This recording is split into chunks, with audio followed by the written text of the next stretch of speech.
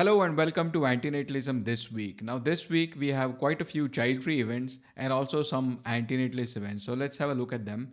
First, August was an International Child-Free Day. It was actually, I think, 50th or 51st International Child-Free Day. It started on 1st of August 1973.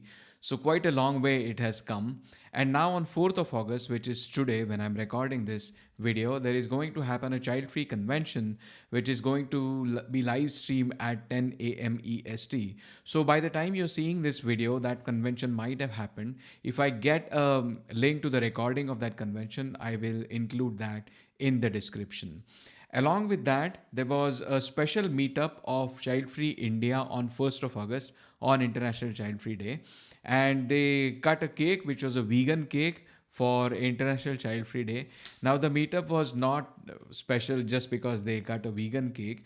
It was a meetup to shoot for a documentary, which is going to be produced by a big multinational media corporation called Channel News Asia.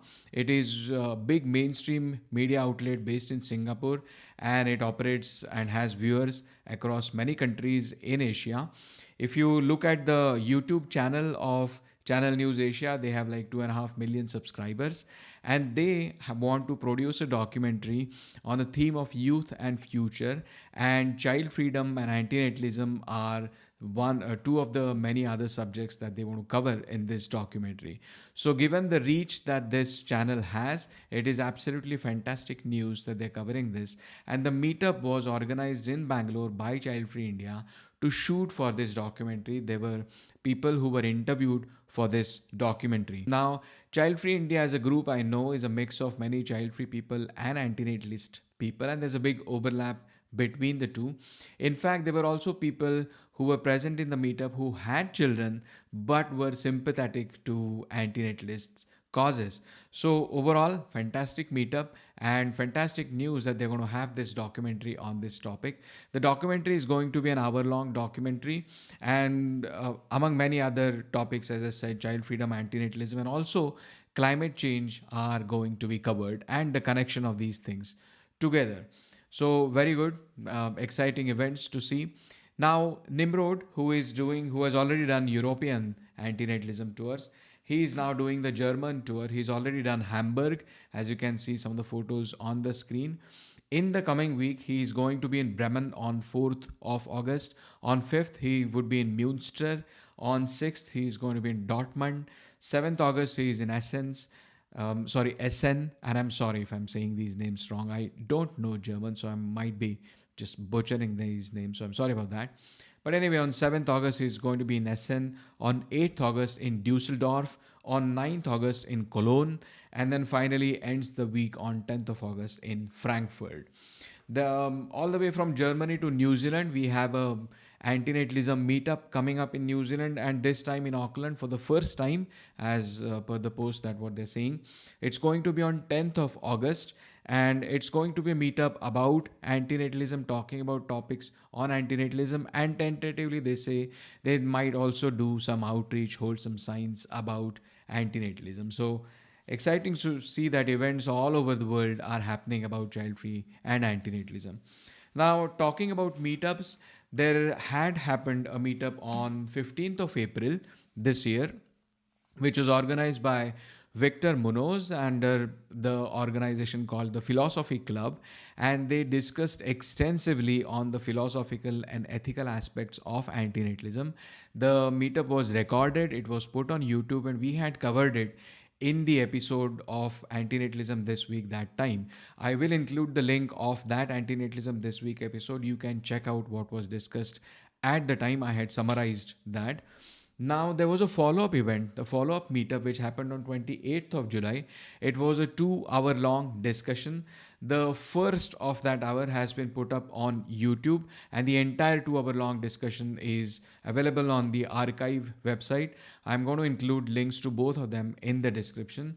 In the first hour, the main focus was about the consent argument and the arguments put forth by Shauna Shifrin and Ashil Singh. They discuss various different thought experiments to evaluate the intuitions when we talk about consent, when to get consent, when we can not get consent, when it is okay to not get consent, when can we assume consent, and so on, and apply that to the case of procreation, reproduction, having children, and so on. I must say that some of the thought experiments included sexual coercion as well. But overall, very good discussion, deep philosophical discussion, so interesting discussion. Now, there was also a podcast which was an interview of Rachel Weissman and Anastasia Berg. These are the authors of a book which was recently published by the title What Are Children For? Of course, the main topic was about having children. Now, in the podcast, these authors of the book talked about the book itself, but also various different aspects. They talked about feminism and procreation, family values and procreation, politics and procreation, meaning liberals and conservatives. And their book and this podcast was mainly America centric. So, Democrats and Republicans and procreation, and how it is thought as unprogressive nowadays to view that we should have children and so on. They also talked about the future of humanity, what we should do, what it means for us, and what it means in terms of the context of having children and so on. And there were 2 points which I thought, I have objections about. One is they talked about all of these subjects, but they did not talk about the ethical considerations about bringing somebody into this sentient world. Now, they know about antinatalism because they said the term antinatalist and antinatalism. At this level, you could assume that they would have looked up this term, and it is not possible that they have not come across the ethical arguments for antinatalism. But for some reason, they don't even go closer to these ethical aspects about thinking about the child and her suffering once we bring her into existence without her consent and without she being deprived of all the pleasures and so on, having no interest in coming into existence, etc. They don't talk about this at all, which was, I thought, a bit of a shame. The second objection I have is about what they say in the podcast. What they say is that these days, young people, millennials and Gen Z, are not having children. And they're not having children for many different reasons. They think about climate change, they think about state of the economy, the financial world, the state of the world. They think about all these big picture, big problems, and they connect all of that to reproduction, and then they conclude that they should not have children. And they say, the way they say this, the tone they use for this, imply that they say that they are overthinking. The young people are overthinking about children. They should not be doing that. And that is something I object to.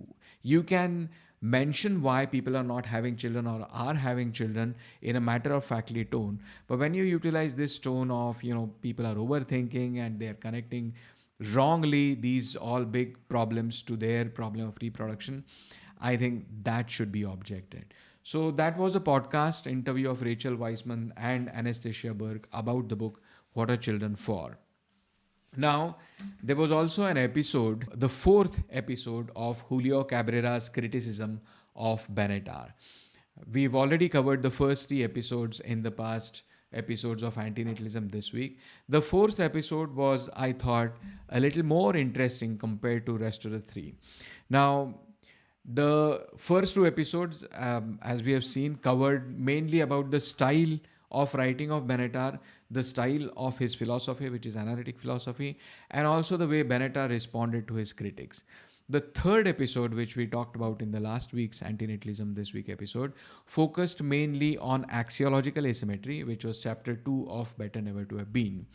This episode, the fourth episode, focused on chapter 3, which talks about the quality of life argument, the optimism bias, the Pollyannism, and so on. So, Cabrera calls this as material line of argument as opposed to formal line of argument, which is axiological asymmetry. Axiological asymmetry is formal, whereas this quality of life argument is material line of argument, because this considers our situation in the material world that we live in. And Cabrera sort of, in a way, objects to Benatar's way of approaching this topic, but also provides some very good constructive feedback. He says that Benatar, when he has presented his argument about quality of life in chapter 3, mainly focuses on the calculations of good and bad. They're not necessarily or strictly only utilitarian calculations. Benatar recognizes that pleasures and pain in one's life come at different periods, at different intensities and severities, and the highs and lows and peaks are different for different people, and the way they experience them are subjective and therefore different. Benatar recognizes that, but nonetheless, Cabrera says these are calculations of good and bad. Whereas Cabrera proposes a different way to approach this. He says that the structure of our universe is pessimistic. He says that pessimism is what is positive, it exists by default. The sentient universe that we are in is structurally based on suffering. That is because we don't have to do anything for suffering to come to us, for pain to come to us. It comes to us automatically and actively. Whereas we have to react to it, we have to go after something to get pleasure, to get benefit. So, in this way, pleasure is reactive and suffering is active. In another way, we can also think that suffering comes to us by default. Most of the pleasures that we get are some kind of um, satisfaction of some kind of deprivation or satisfaction of some kind of pain that we are in. And in that way, also, pleasure is rather reactive. So, his point is this sentient universe is structurally made of suffering, and pleasure is just a reactive band aid on some gaps in that structure. Now, this all sounds very Schopenhauerian. The difference is Schopenhauer uses a metaphysical entity called will, whereas Cabrera does not use it, at least not in this episode of the series. He might have used in some other books which I've not read, but not here. So the difference is, without using any metaphysics, without using any metaphysical entity like will, which Schopenhauer uses, Cabrera presents the same arguments about the structural pessimism in the universe. Now, the similar arguments have been used by other philosophers, including Benatar, and therefore I think that there was more of agreement between Cabrera and Benatar this time rather than disagreement and criticism. Now, Cabrera goes one step further onto that. He says there is a material asymmetry because of this. Because suffering is there by default, because pleasure is reactive, there is a material asymmetry. He says that if you look at the pleasures in life, the cost that we pay by these pleasures in life, that cost is not justifiable compared to the pains and suffering that we have to go through. He explains this on the three views that Benatar has alluded to in his books. One is the hedonistic view about good and bad. He says that bad is there by default, good is just reactive. On the desire satisfaction view also, if you take a view that we have certain desires and we are striving to satisfy those desires, he says that desires can remain unsatisfied for long periods. It could be for a few seconds to few years to few decades. Whereas once those desires are satisfied, the state of being satisfied after that is ephemeral. It does not long as the unsatisfactory state is. And therefore, even on the desire satisfaction theory, this material asymmetry remains.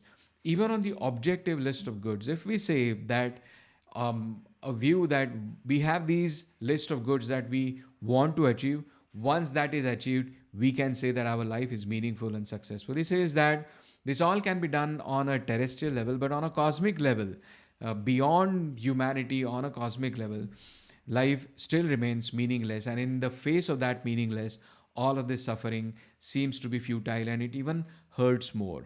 The other point he makes is that a lot of times achieving pleasure in fact gives birth to more pains later on, because the state of being satisfied is very ephemeral. So with all that material asymmetry, he says that this quality of life argument, if constructed in this way, in and of itself is enough to reach the antinatalist conclusions. And this you can accept given the fact that even Benatar has said that the axiological asymmetry, the formal line of argument as per Cabrera, is not sufficient to reach antinatalist conclusions. This is what Benatar has said. In my understanding, the reason why Benatar has said this is because The formal line, the axiological asymmetry, only tells you that bringing somebody into existence causes them harm, but it does not tell you how much harm that is. It does not tell you about the magnitude of harm. And therefore, my understanding is you can always construct a argument that, yeah, it causes harm to that being who comes into existence, but that harm can be outweighed by the satisfaction of desires of parents to have a child. And therefore, you might not necessarily reach antinatalist conclusions just based on formal line. You need to augment that with the quality of life argument, which tells you about the magnitude of harm and the extent of harm. Cabrera says this quality of life argument, if presented in this structural way, in and of itself is enough for us to reach antinatalist conclusions. He also goes one step further. He says if we use this material asymmetry for antinatalist conclusions, we can also use it to retrofit into the axiological asymmetry. So if you remember, the criticism of Cabrera of axiological asymmetry was that when we are talking about the counterfactual conception of a potential being, what that means is we're thinking of a potential being who has potential interests. Therefore, we can say that it is good for them not to suffer. So, absence of pain is good for them if we consider their potential interest. Cabrera says if we are considering potential interest and if we are considering this counterfactual case, then we can also say that absence of pleasure is bad for them because they would be deprived of those pleasures considering their potential interest if they are not brought into existence. Therefore, he says that if you look at this way, that axiological asymmetry nullifies, it becomes a symmetry. But if we apply material asymmetry to this, then we can see the asymmetry. What we can do is that potential being can have potential interests in avoiding pain and can have potential interests in achieving or in having pleasures, and therefore we can say that potential being is in that way deprived of the pleasures. But what we can also say, because of this material asymmetry, for that potential being to get those potential interests, the cost that that being has to pay in terms of the pains and suffering that that being has to go through is enormous. You cannot justify that cost for the amount of pleasure, for the small amount of pleasure that that being is going to have, even though that being might say, I'm interested, even then, despite all of this, into coming into existence. We can say that the cost paid by that being is large and therefore it does not make sense for that being to come into existence. That is how Cabrera tries to retrofit material asymmetry into axiological asymmetry. Now, I think a lot can be said about this. This was just a podcast, and I just went through the subtitles, which were English translation. Uh, in fact, a very rigorous and deep argument could be made with proper details in this line of argument. Maybe Cabrera has done that, and I have not read his books because of either of language barrier or some other reasons. But I thought it was very interesting. Cabrera, this time his criticism was sort of constructive criticism. He provided more of a positive feedback to bolster Benatar's argument, and he agreed with Benatar on more points than where he disagreed and criticized. So, very interesting episode, and I'm looking forward to rest of the 2 episodes of this 6 episode series of Cabrera's criticism of Benatar. There was a new podcast published with the topic Why Do Child-Free People Still Suffer Social Stigma on ABC radio channel, I think ABC Radio National, which is an Australian radio channel, and I know that Benatar also was interviewed on this radio channel a few years ago. This time it focused more on child-free. It consisted of interviews of 3 people. One was Dr. Prudence Flowers, who is a senior lecturer in US history in Flinders University. Then there was Fran Baum, who is professor of health equity at the University of Adelaide, and Dr. Imogen Smith, who is clinical psychology registrar at Deakin University. And in between these interviews were different calls from different people who talked about their experiences about child freedom or experiences of their children about them, their children being child free, and so on. Overall, very interesting podcast. It was mainly on child free, again, not about antinatalism this time, but still interesting to hear different viewpoints and why people are still suffering the stigma of being child free. They started with one interesting point, which I want to point out. They started with this JD Vance controversy. JD Vance, who is the vice presidential candidate of Donald Trump, and he has expressed views that people who don't have children don't necessarily have stakes or don't care about the future of the country, and therefore they should have lesser voice in the democratic process of the country. He has also suggested taxing childless people, and he has also suggested that people who have children should have a vote on behalf of their children. So, for example, if I have a child, I should have my vote, and then I should be able to vote on behalf of my child, another second vote, until the child becomes 18. So I have two votes in comparison to somebody who has only one vote, who is childless. These are the ideas the Republican vice presidential candidate is floating. Now, this is interesting because he has criticized people like Kamala Harris. He has called them names like childless cat ladies and why they are miserable because of that and so on. Because Kamala Harris has not had any biological children. But they forget that Kamala Harris is in the same situation as the founder of America, founder of United States of America, George Washington. George Washington, as far as I know, I looked it up, did not have any biological children. He adopted children of his wife from the first marriage. Similarly, Kamala Harris has not had any biological children, and she has adopted her two step boys who are from the first marriage of her husband. That is a similarity. But in one case, he's the founder of your country. You put photos of him on your currency notes, but just because she's woman, now you're calling her names childless cat ladies and so on, which is, I thought, very childish. Jordan Peterson recently tweeted implying that most people do not mature until they have children. He says, I have met very few people who have fully matured who do not have children. Why? He says, you're not mature until someone else matters more than you, period. When you have children, they matter more than you. Very few parents, if push came to shove, would not die for their children. The tweet already has more than 1 million views. When he says, I have met very few people who have matured and who do not have children, he implies that having children is the only way to reach a certain level of maturity. This is not true. There is a significant minority of people today as well as in the past all over the world who have never had children and who are very well developed and fully matured. These people come from all walks of life, from technology to science to philosophy to politics, art, music, mathematics, and so on. But having children can help you become mature. Peterson's point is that when you have children, you have someone else to take care of who matters to you more than your own self. It gives you a sense of purpose and meaning to your life because now you have a goal to pursue of raising someone else that is your child. The problem is that your children are actually not someone else. Your genes created your brain with a programming such that you would make copies of yourself. So the act of raising your biological children and caring for them beyond yourself is actually just loving your own self. Children are just a means to fulfill your narcissistic desires. Technically, giving to your biological children is not an altruistic act. It is a deeply selfish act. Secondly, you're using a living, sentient human being as a means to your end, as a means for you to become mature. That child which you're going to bring into existence has no interest in your maturity. So even if we accept the claim that having children makes you more of a mature person, it is still unethical to have them. There are many other ways to become mature than using a new helpless, innocent child.